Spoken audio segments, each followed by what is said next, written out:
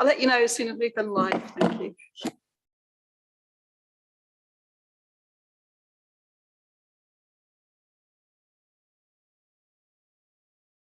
We're now live, Chairman, so can we start the meeting? Thank you.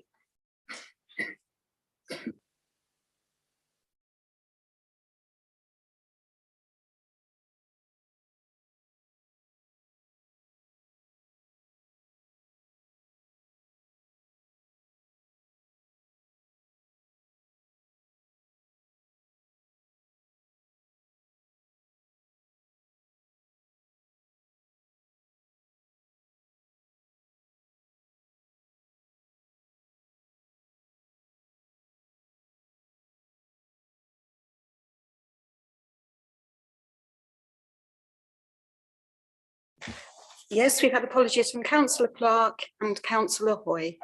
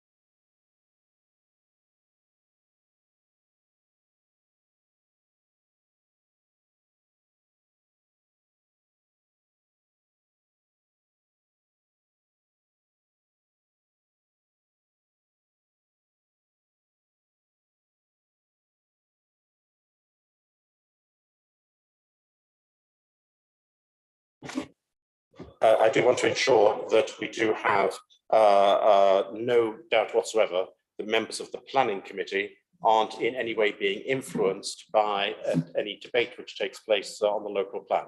So my request is that members who are of the cabinet who are also members of the planning committee don't take any part in the debate or the vote on the draft local plan, and if they choose to leave the room during the course of that debate, that's up to them. But just for the sake of ensuring that no one's in any doubt that there is no prejudicial matter so far as the planning committee is concerned, it just makes sense for members of the planning committee not to participate in that particular debate. Right, are there any other items that anyone wishes to declare, please? I see no one making any declarations. If anything occurs to anyone during the course of the meeting, please do make the declaration immediately. Thank you very much. Agenda item 5 is on pages 7 to 16 of your pack, and it's the appointment to outside bodies.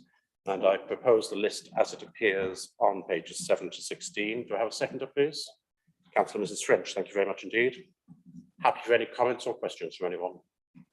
We clearly have some additional positions to fill on drainage boards in particular, and I have had a couple of individuals who have expressed an interest in volunteering for that. So as time goes on, we will ensure that we get our full complement in all cases if we possibly can. Any other comments from anyone? Therefore, the recommendations are paid to set up. Oh, Councillor Mrs. French, my apologies. Yes, thank you. I have attended now 5 drainage boards over the last 4 to 5 weeks. I've got another one this week. I would suggest that we do put names forward to fulfil the vacancies we have on them. Thank you. Councillor Murphy. Could I ask which ones they are, please? Which ones I'm on? Yeah. So, No, which ones you want on? well, we've got 3rd, 5th, 6th, Chatteris, Knightlayers. I'm on that one. Yeah. You're on that one. Yeah. So I'll you're say- talking about mostly March ones. Then. Yes, it is March ones. Okay, thank you. So we'll welcome Chatteris people from. Okay. That's much appreciated. And Whittlesey. Thank you very much indeed for that. We have in our recommendations a delegation to the corporate director and monitoring officer in consultation with the leader of the council and the other group leader, the additional deletion of outside bodies as the need arises during the year, which is an appropriate thing for us to do. And as you say, Councillor Mrs. French, it will be helpful to get us up to a full complement, especially prior to any annual meetings, which I don't know if all the annual meetings are now taking place. The March 6th is on Thursday. I think that's Nightlares is yet to come, I think. And I think that's the last one on. But basically, most of them are now being Yeah. now taking place. Okay, thank you very much indeed for that. Right. The recommendations are at the bottom of page 7. All members of Cabinet happy with those recommendations? Good, thank you very much indeed. That's agreed. Agenda item 6 is civil parking enforcement, which is on pages 17 to 22 of the pack. And I'll now ask Councillor French to propose this report, please. Thank you, Lydia. The purpose of this Cabinet report is to provide members with an update on the progress made so far by FDC and Cambridge County Council in respect of the civil parking implementation works, following the Cabinet decision on the 2nd of March 2021 to progress with the instructions of civil parking enforcement for on and off street parking places within Fenland. The background of it: for details information relating to civil parking enforcement, reference should be made to both FDC Cabinet update reports dated October 21st, 2021, and Cambridge County Council Highway and Transport Committee reported on 7th of September 2021.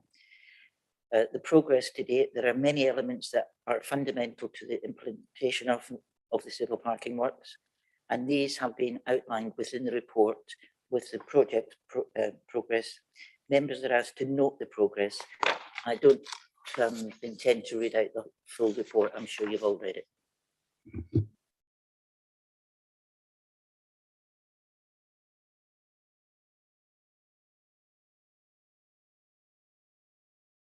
Any comments or questions from members? Councillor Murphy. Thank you very much, Mr. Chairman. Yes, the end date of this, any idea now, or is it still going out? Mrs. French. My understanding, it will be going to government in October. The letters the application can only be sent twice a year, which is April and October. So I believe it's going to be October. If it's April next year, we're going to miss the boat. So my understanding it is October. And with a bit of luck, it should be hopefully March, April time, but to be implemented September, October 2023. Thank you very much. Councillor Tierney. Yeah, I think I'd just like to commend the work that's been done to this point by Councillor French and officers. This is not an easy thing to get through, and that's why so many councils have not got it through, except sometimes with passing the cost directly onto the taxpayer through methods we know we'd rather avoid. So this is quite groundbreaking what we're trying to do here, and I just think, given such a difficult project, I know it's taken a long time, and we've had some criticism for that, but I just think it's well worth doing right. And I just want to commend those who are involved. Thank you. Thank you, Councillor Chairman. Thank you for that, Councillor Tierney. Councillor Mrs. Laws. Councillor Tierney took words out of my mouth. But yes, I mean, thanks must go to Councillor French and the officers and people involved. A difficult task. And I will also add, it can't come quick enough. Thank you. Thank you. Any other comments? No. Okay. Well, the recommendation is on page 17, and it is to note the progress being made by FDC and CCC in respect of moving the introduction of CPE forward. I take it everyone is happy with that recommendation? Yes, all agreed? Thank you very much indeed. Thank you. The recommendation has been agreed. Agenda item 7, which is on pages 23 to 28 of the pack, is the Wisbech Levelling Up Fund bid project selection. And I'll now ask Councillor Seaton to propose this report, please. Thank you, Chairman. As Cabinet is aware, a member group has been working with consultants who are developing a master plan for Wisbech. This work has highlighted projects that are suitable for submission as a LUF bid. Key criteria for any project within a LUF bid is their affordability and deliverability, as well as a comprehensive economic assessment that indicates good value. They are due to be submitted to government in July. in what is expected to be a very competitive process. Should the gateway criteria is support from our local MP. It is possible to submit a maximum of 3 projects as part of the process. As you can see in the report, 2 projects have been selected that will improve the centre of Wisbech, attracting more people into the town, supporting the local economy, and making the town a more attractive place to visit and live in. The college project will support the aspirations of young people in the area, while supporting local businesses with a trained local talent. And the college project also speaks to the government's green agenda with a particular skills focus, as well as the expected approach to the development of the building. The college has also bid to the combined authority for a £2 million match funding for that particular project. This sum would cover the government's expected match funding for the overall LUF bid. And the college's project submission to LUF is contingent on this funding, as the bid cannot be made to LUF without funding being in place, this being part of the deliverability criteria. So, Chairman, I'm pleased to bring this report before Cabinet and hope that any submission to the government is greeted positively. Quite happy to take any questions. Thank you. May I have a seconder first? Councillor Mrs. Laws. Thank you very much indeed. Any comments from any members? Councillor Tierney. Yes, thank you, Chairman. First of all, I'd like to again commend the Councillor Seaton this time, and the officers involved for some fine work that's been done here. Now, I'm aware that the public watch these videos and sometimes watch the recordings later and aren't always quite sure how these things work. And I don't like the term master plan because we've heard it so many times. You know, year after year, one project or another gets called a master plan or something similar. And a lot of what we see coming doesn't emerge or emerges in a different way. And I think some people feel a bit disillusioned by it. And I'd just like people who watch this meeting to understand that what happens is the government makes, or another authority makes some money available, puts a bunch of criteria on it, and then we must do our best to bid and to win that, and then we must deliver the project within the bid we've set in an ever-changing world with pandemics and everything else that happens.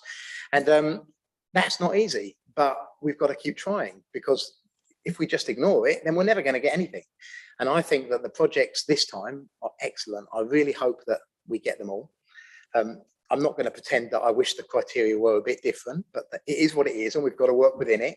We've worked with our MP, we've worked with everyone who's offered us advice, and Councillor Seaton's led on this and done brilliant work. And I just really hope we get this money and we can deliver these projects before the end of time, if you see what I mean. Hopefully, when we're all still here to see it. So fingers crossed. Thank you. Thank you, Councillor Tierney. Councillor Seaton, you want to come back to that? Now, I'd just like to thank Councillor Teddy for those words, and there has been a lot of work specifically by the officers and our consultants, and I totally agree that we're desperately hopeful that we will get the funding through, and we look forward to progressing this in the not too distant future. Thank you. Councillor Lynn. Yeah, I'll just particularly like to thank Phil and Simon for the time that they spent with councillors, with local councillors, Councillor Tierney, myself and Councillor Hoy, walking around the town, pulling out places that could really are in need of development, but also listening to what we felt about it and putting that in the actual projects that have been put forward. That really did come as something that we all had a say in together. And I found that was really great and really refreshing and definitely good for the town. So I think that should be said. Thank you. Councillor Tierney. Yeah, sorry, Councillor Lynn has shamed me a little, because of course I should have named those officers who've been so instrumental. And he's right. This was unusual because officers always work hard, but this is the first time I've seen projects come back that so reflected what we'd said, so clearly reflected how we'd absolutely been listened to. And we in turn listened to people who'd spoken to us to tell us what they wanted. So this is how democracy is supposed to work. The people tell you what they want, you go to officers, they do their best to deliver it. And, you know, let's just hope this works for all of us. Thank you, Councillor Tierney. Of course, that is exactly what was promised. That was the way in which this would work. And it's very good to see that it's worked exactly in the way that was originally intended. The recommendations are sorry, is there anyone else who should speak? Sorry, I should have checked. Did you want me to read the recommendations Oh, out? well, no, Chairman? you're welcome to. I was about to do so myself, but you're more than welcome to do so. Okay. I don't want to take anything away from you. So the recommendations are that Cabinet formally agrees the projects being put forward as part of the Council's Levelling Up Fund bid to the government, namely the Castle Visitor Centre and improved public realm linking the castle and marketplace, the old marketplace including street greening and public realm enhancements between the town centre old marketplace and Mean Waterfront, College of West Anglia Green Stills Centre. The Cabinet authorises the portfolio holder for heritage and social mobility to work with Wisbech members, officers and consultants to submit a LUF bid to government by the 6th of July 2022. That Cabinet notes that the College of West Anglia's project's inclusion in the Council's LUF bid is contingent on a successful, formally approved funding bid to the CPCA in the region of £2 million. Thank you. Thank you. And I would point out those final 2 points that you raised. If there is any problem at all with the process for the CPCA in managing to get the bid formally, the additional money formally approved, that you will of course go back to Wisbech members and make sure that they're fully aware of what the options are and what we will do in order to ensure that a bid is put in, regardless one way or another. But that's very much a back position, and let's hope it doesn't come to that. Absolutely. Those are the proposals. Is everyone in favour? Yes, all in favour. Thank you very much indeed. That's agreed unanimously. Thank you very much indeed. The new agenda item 8 is the draft 6-month forward plan, which you would find on pages 303 and 304 of your packs. Are there any questions or comments? None. Then the forward plan is noted for information. Move on to agenda item 9, which is the draft local plan, which is on pages 29 to 298. And now also in your packs includes exempt schedule 1, which is now separate from the public listing. Members are reminded that whilst the majority of this report can be found on those pages in the public pack, and though it can be debated in public, there is the exempt schedule, which, if it required discussion, would result in our taking a vote on whether or not to move to exempt session. Now, as ever, the preference is that we remain in public session for as much of the debate as is possible. However, if a member does wish to have any discussion about the content of Schedule 1, then we will need to consider moving into a private session in that case.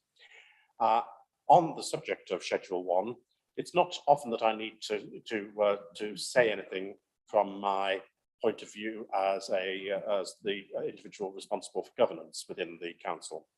But I have to say that I think that what is in Schedule 1, if you haven't read it yet, I would encourage you to do so. And if you have read it, I'll encourage you to do so again, because I think that very relevant points are made very professionally by our officers, and we ought to take those very much into account, not merely, and even not especially now, but most certainly in the months to come, because the points which are made there will be just as relevant, in fact, more relevant in the future than they are now. Now, I could argue that there could be a discussion, for example, about what is meant by the open countryside. And that isn't something which is in that schedule, no discussion that takes place on that. But that's a matter of detail, important matter, but that's a matter of detail. But I do just want to commend from a governance point of view that particular schedule to Cabinet members. Would any Cabinet member actually want to discuss the content of that schedule in the debate today? Nope, that means we can have the whole of our discussion then in public session, which is excellent. Thank you very much indeed, members. So I will now ask Councillor Laws to propose the report. Oh, sorry. For members of the Planning Committee, yes. Well, I would recommend that members of the Planning Committee neither participate in this item nor vote in it. And if members of the Planning Committee would prefer to leave the room, if you tell us where you're going to go, we'll send someone to collect you when we're finished. Fine, we'll send someone to collect you when we're finished. Thank you. Mr. Chairman, does that include me as a reserve? For the sake of for the sake of caution, I think it should do, just in case. Thank you. And you'll be delighted to know that we are still quorate, because the quorum for the Cabinet is 3. So we are still quorate and we can still continue. just, but we did check that beforehand. And I must admit, I did wonder about Councillor Lynn and then thought, no, maybe wouldn't be necessary. Right, so Councillor Mrs. Laws, you have a smaller audience now, but I again invite you to propose the report. Thank you. I was beginning to wonder if I'd done. Everyone evaluated. Thank you.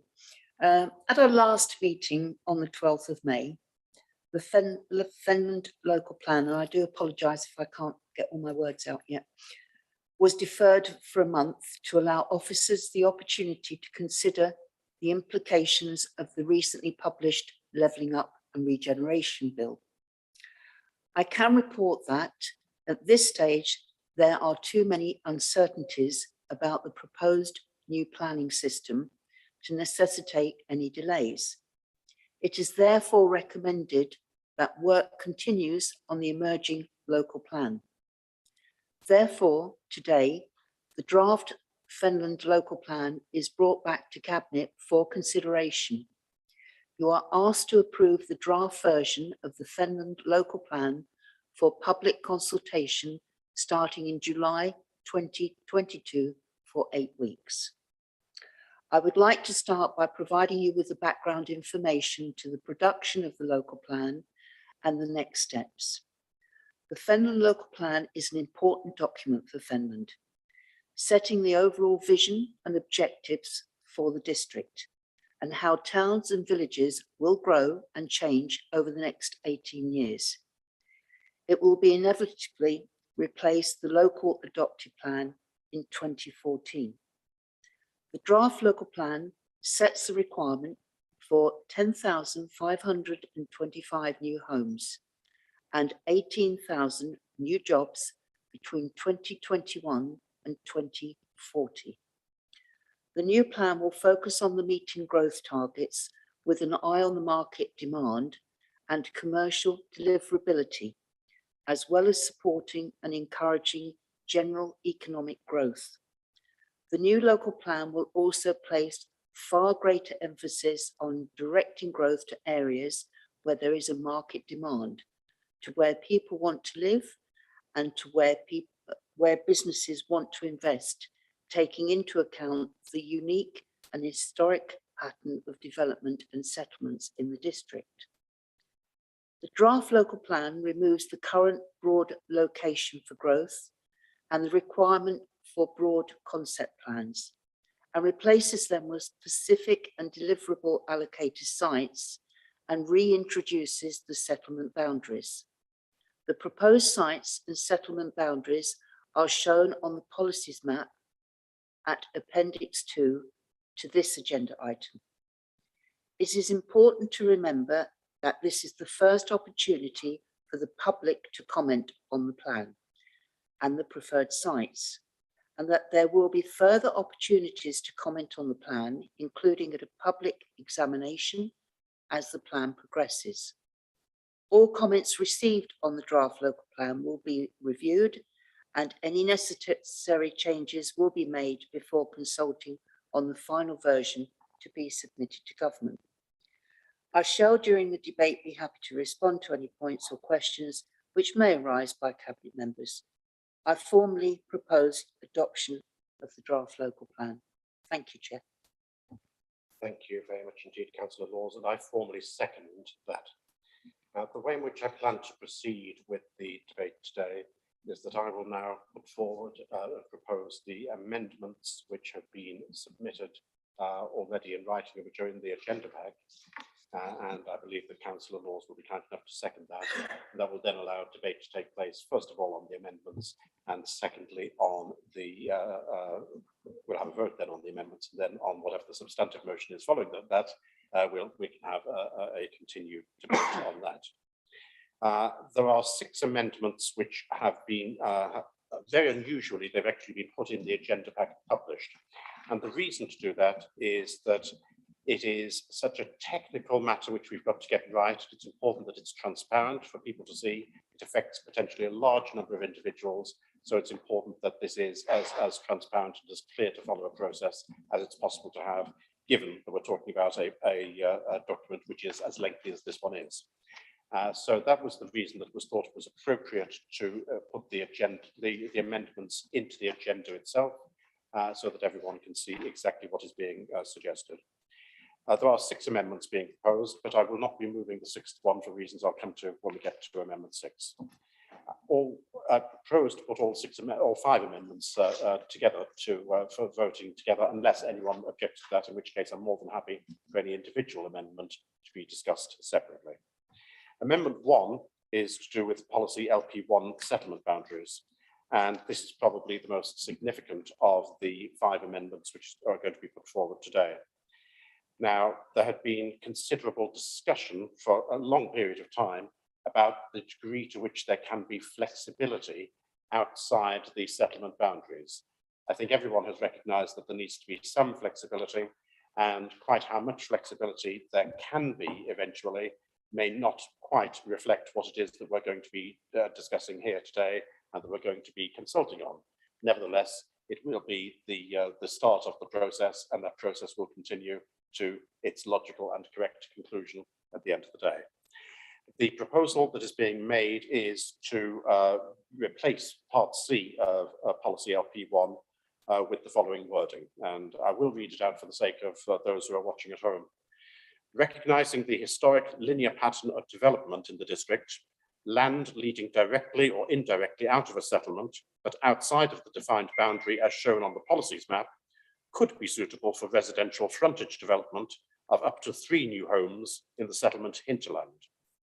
These plots will be particularly suitable for self-build or custom-build homes in accordance with policy LP13, or for prestige or executive homes. Any frontage development must meet the following criteria: be within the settlement hinterland and respect the existing character and pattern of development within which it would be set, must be adjacent to and accessed directly from a public highway. Tandem or backland development is not permitted by this policy. Should consolidate existing development within the settlement hinterland boundary and not introduce development beyond the existing physical and visual limit of the settlement hinterland boundary into the open countryside. Should not normally extend into areas of flood risk unless it can be demonstrated that no other sites at lower flood risk are available within the settlement, and that the development will be resilient to flood risk during its lifetime.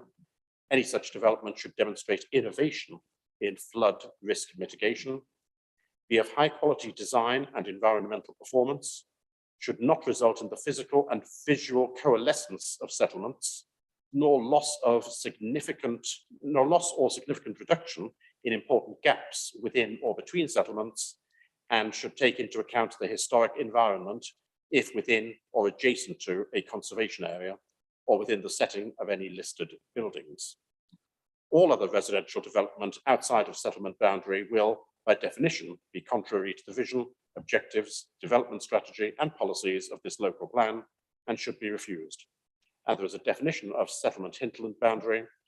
The settlement hinterland boundary shall be defined by that existing property furthest outside the settlement boundary, which is wholly and exclusively identified as being integrally part of that settlement, as opposed to being in any way identified with another settlement or being identified as constituting an individual isolated dwelling unconnected to any settlement. There are various consequential changes to be made to other parts of the original motion, which has been proposed by Councillor Laws. In Part B of Policy LP1, the word infill needs to be removed, and we are changing the title of Part C of Policy LP1, removing the word infill and replacing it with the word development. There are a number of changes also to be made to some of the supporting text, and those changes are listed in the written report, which is within the agenda. I think it is worthwhile, however, just reading out a couple of those. The first is on paragraph 6.2, which will now say a settlement hierarchy also helps to protect the character of the landscape by maintaining and reinforcing the distinction between built-up areas and countryside, and carefully managing the scale and forms of development that would be acceptable in the countryside.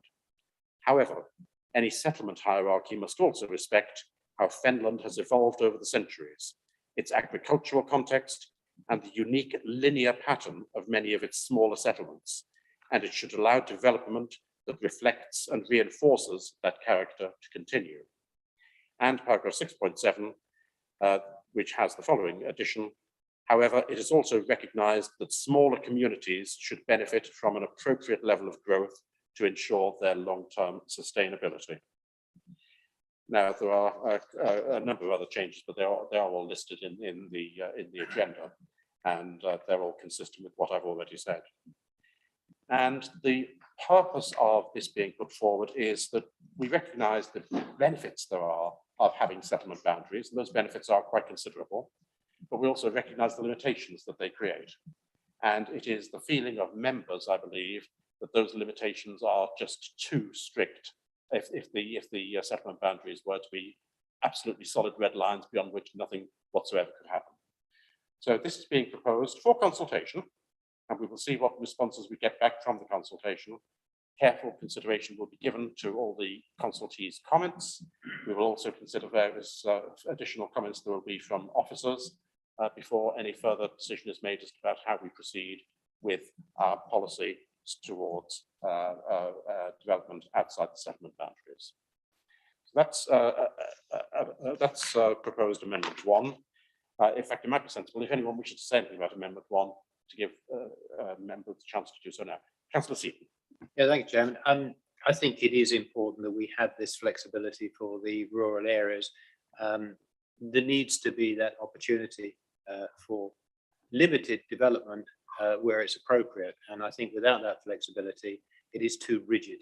And you're quite right, there's a red line that goes down the middle of a road and that's it. So yeah, I'm very much behind using flexibility within reason to promote the certain types of development that would benefit the rural areas.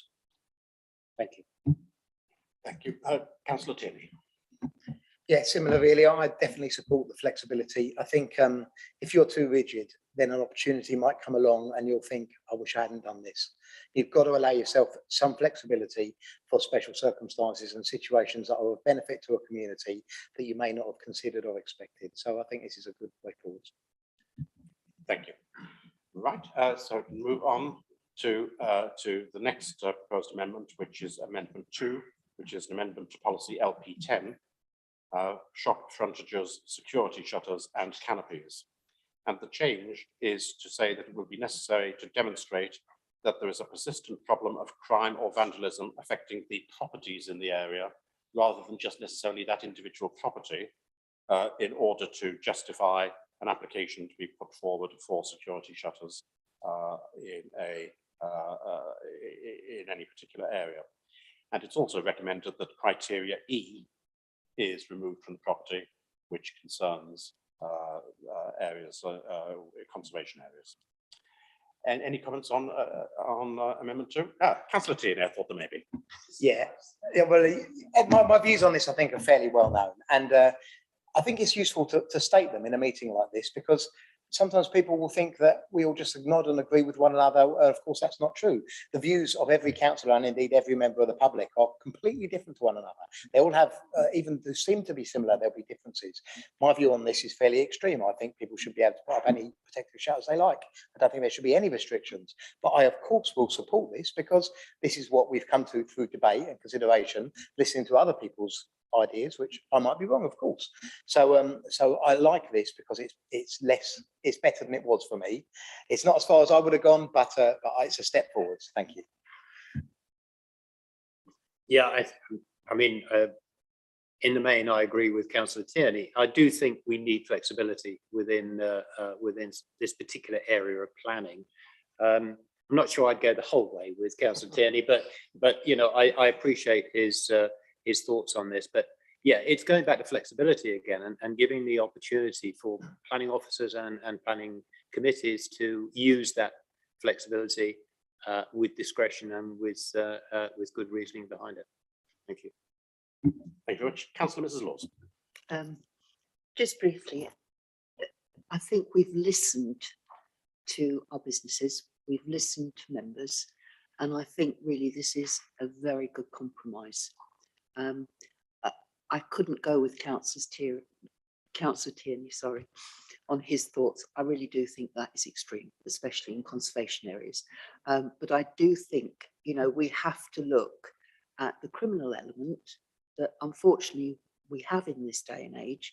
And if there is a criminal element there and there has been destruction, then, you know, we've got to support those shopkeepers and businesses. So I think this is a good compromise. Thank you very much.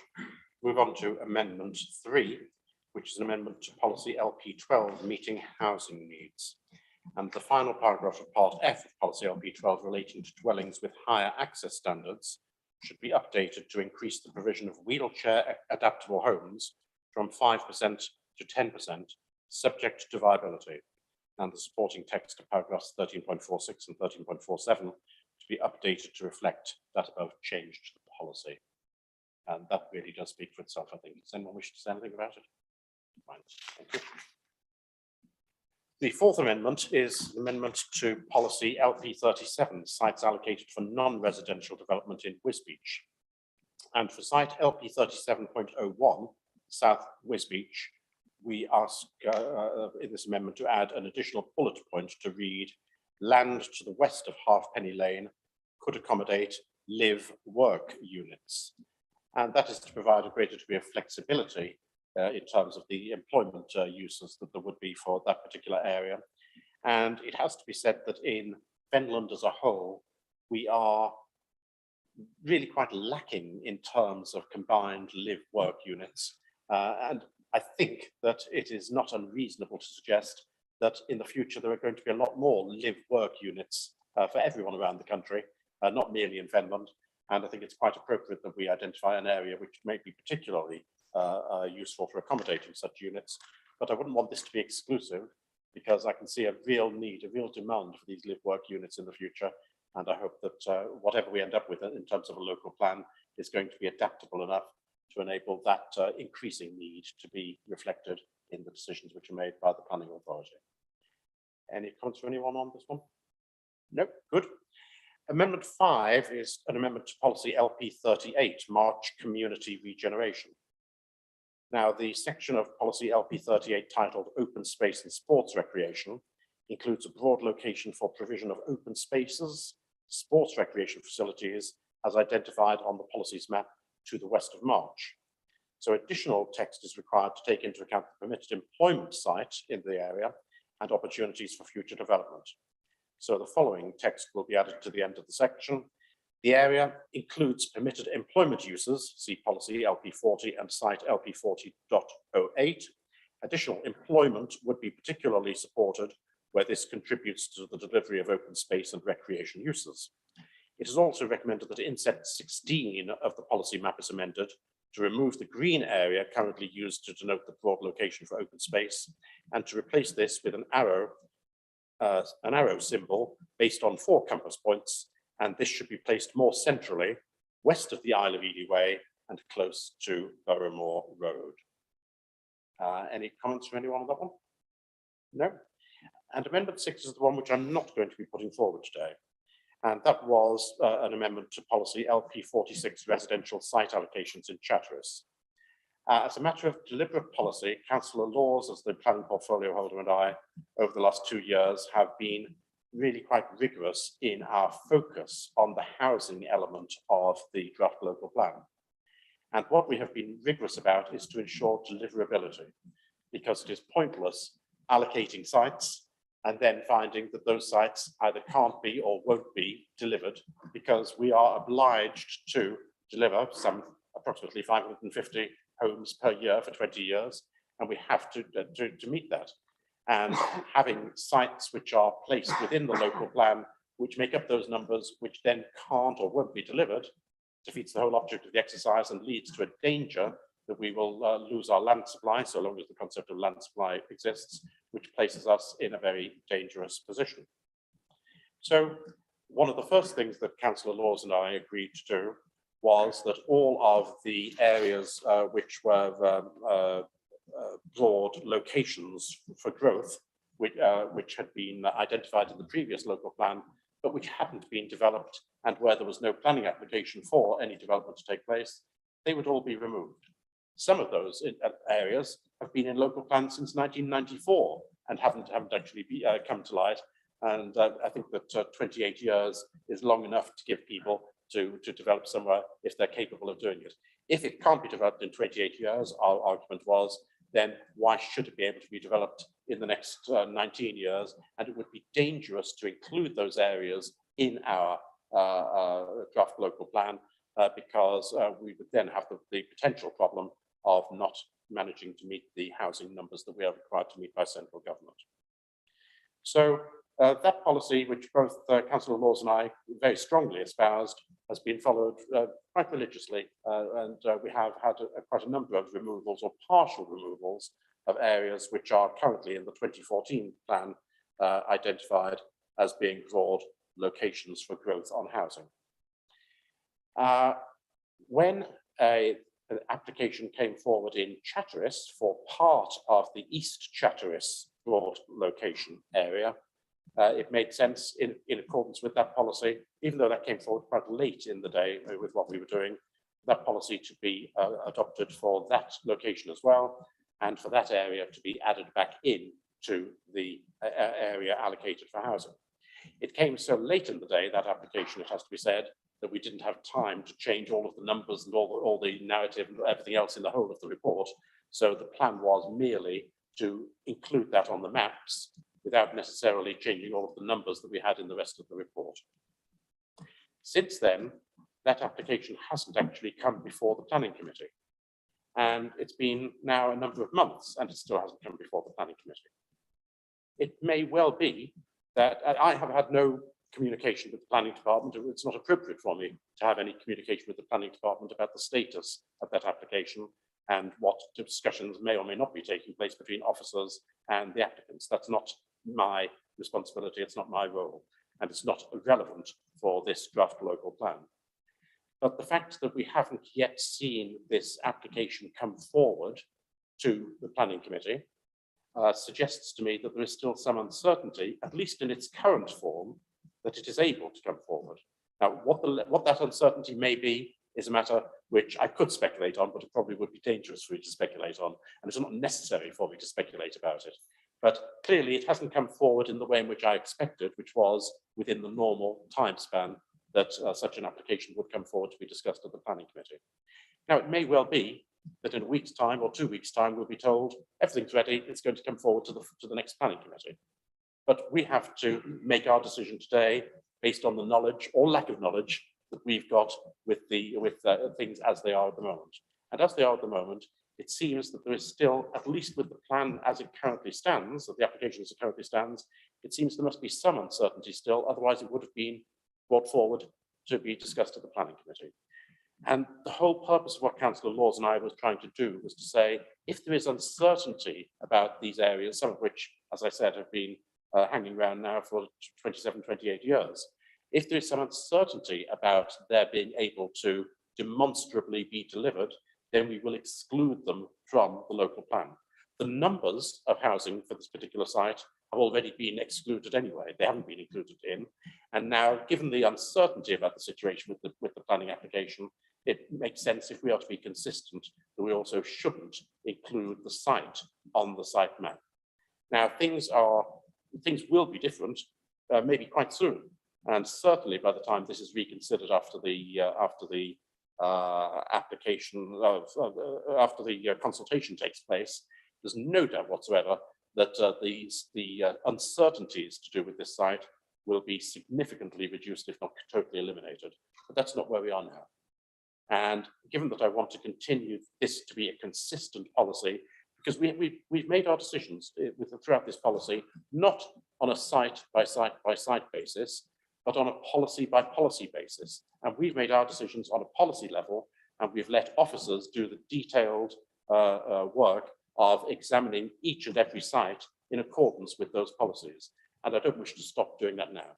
So in accordance with the policy that Councillor Laws and I have been espousing concerning uncertainty, I'm not proposing to bring forward the Amendment 6, which is in the agenda papers today, leaving us with just Amendments 1 to 5. Any comments from members about any of that? Otherwise, we'll go to a vote on Amendments 1 to 5 combined. No comments, no additional comments from members?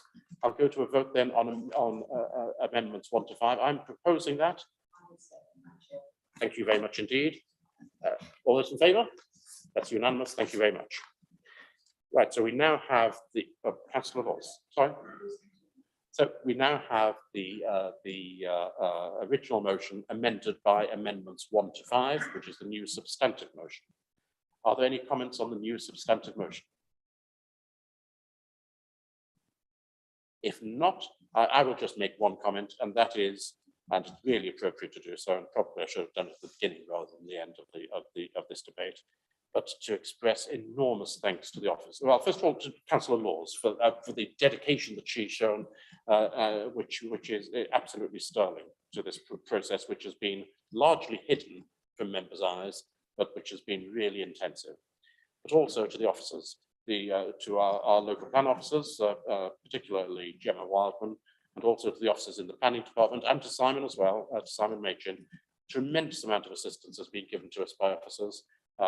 Where absolutely necessary, officers have put us right where we were clearly going wrong, and officers have also made it quite clear to us what the limitations are of the practicality of what we are doing, and that we will need to continue to be aware of those legal limitations as this whole process continues. But I cannot emphasize enough the professionalism, dedication shown by officers in helping us to get to the situation that we are here now with this draft local plan, which I'm delighted to be able to propose, rather, Councillor Laws, it's for you to propose, but to propose that this now goes before the public and now is subject to public consultation. So having made those comments, I'll now go to a vote. Those in favour of the proposal, please show. That's unanimous. Thank you very much indeed. And Councillor Laws, I see you wish to say something. Sorry, I don't want to steal your thunder, but in particular, obviously, we've had a very close working relationship with officers, and I really would like to record principal names, which obviously is Simon Machin, Gemma Wildman, Ed Dade, Gareth Martin, obviously Nick Harding, without question. The input from Carol Pilston before she decided to go on maternity leave, and obviously Dan Horn for standing in. They're obviously the people that principally lead this, but there's been a lot of work by other officers I know behind the scenes. And I cannot express the amount of work through very challenging times to actually assess the sites with COVID. So just like to say a huge thank you, and your work is recognised for the number of hours and the work you've gone beyond duty, and also how tactfully you've told us when we've not been quite on the right legal track or something like that. So, I mean, it is all appreciated. Thank you, Chair. Thank you for that. And may I just ask for the record that all of the names mentioned by Councillor Laws be recorded in the minutes, because I think that it's entirely appropriate. So that vote that we've just taken is that we approve the draft version of the Fenland local plan as amended for public consultation starting in July 2022. That's all agreed. Thank you very much indeed. Thank you, Paul. Thank you, Chair.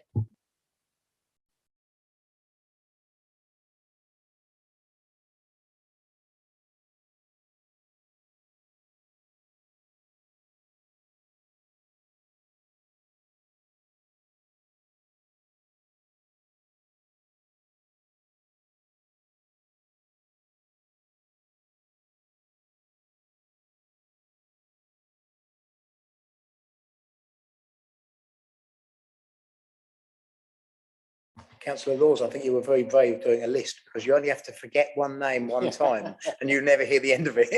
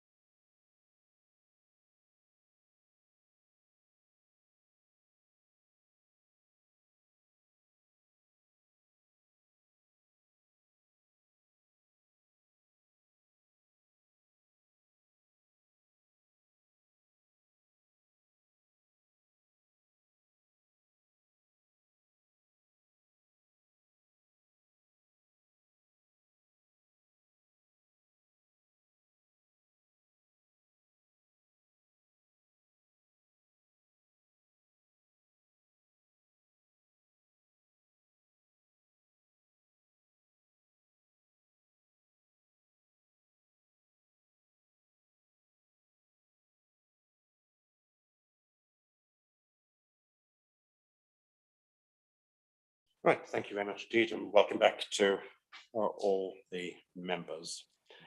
Agenda item 10 is 24 High Street, Wisbech, the award of contract and approval of associated finance and officer delegations, which is to be found on pages 299 to 302 of the agenda pack, together with exempt schedule 1. Members are reminded that whilst the majority of the report, which can be found on pages 299 to 302, can be debated in public, there is again an exempt schedule which will result in our taking a vote on whether or not to move to exempt session when we come to discuss the recommendation in relation to the procurement process. We do want again to attempt to have as much of the debate as we can in public, but most certainly when we talk about the procurement process, we will need to have that discussion about moving into exempt session. So with that in mind, Councillor Seaton, may I invite you please to propose the report so far as is possible within the open part of this meeting. Thank you, Chairman. As Cabinet is aware, Felon District Council owns the gap that is 24 High Street, Wisbech. Previously this year, the council went to open tender for a contractor to develop the site to an approved design consisting of a small ground commercial unit with flats above. Unfortunately, on that occasion, we were unsuccessful in attracting a bidder. The council has now used a government framework agreement to identify a number of companies who are interested in the opportunity. This procurement process concluded last week. The site is challenging for a builder. It is on the high street, meaning traffic management and pedestrian issues.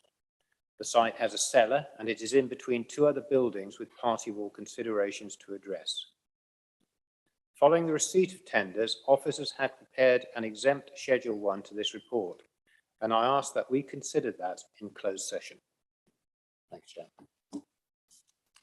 Thank you very much indeed. May I have a second, please? Councillor Mrs. French, thank you very much indeed. Now open this item for discussion, and in particular the first of the recommendations, which invites members to note the current position in relation to 24 High Street. Do any members have any comments or observations on this recommendation, the open part of the meeting, before we vote on the need to move to exempt session to consider the second recommendation? No, okay. Thank you. That aspect of the report can therefore be taken as duly noted. Thank you very much indeed, Councillor Seaton. So far as the second recommendation is concerned, and as already discussed, there is now a requirement for members to consider the content of the potentially exempt Schedule 1 to the report. It's therefore now necessary to consider whether or not to move to exempt session and to exclude the press and public for this part of the debate. In that regard, it has been identified that Schedule 1 contains information which would be exempt from disclosure under paragraph 3 of Schedule 12A, part 1 of the Local Government Act 1972, in that it contains information about the financial and business affairs of Finland District Council and third parties. Furthermore, the public interest test has been applied to the information contained within the reports, and it's considered that the need to retain the information as exempt outweighs the public interest in disclosing it. May I ask any member who does not agree with this assessment, and therefore doesn't agree with the proposal to exclude the press and public during the discussion of this item, to please raise their objection now. Thank you. I see no objections to that. Member services, formally, I think formally I need actually to move that to a vote. Those in favour of the exclusion of the press and public on the grounds that I've raised? That's unanimous. Thank you very much indeed. Member services, can you now please make the necessary arrangements to sever the link to YouTube, enabling us to continue the meeting in exempt session? And if I may please ask that all members of the press and public in attendance now leave the room. Thank you very much indeed for attending. Much appreciated. Thank you. We're now exempt.